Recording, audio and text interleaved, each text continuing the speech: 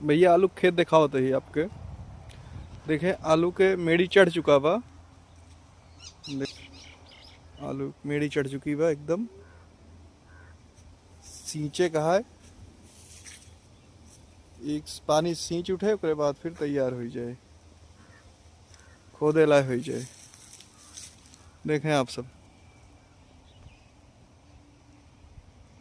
मेड़ी चढ़ी बा, केवल पानी एक पानी दे उठे तब खोदे लायक हो जाए। देखें आप सब,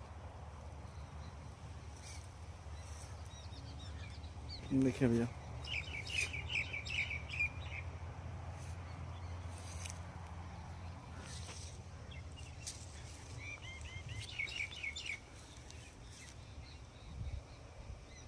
देख लें आप सब, गांव का नज़ारा कुछ अलगे रहा था। गांव का नज़ारा देखे में बहुत बढ़िया लागत है, बहुत अच्छा महसूस होता है।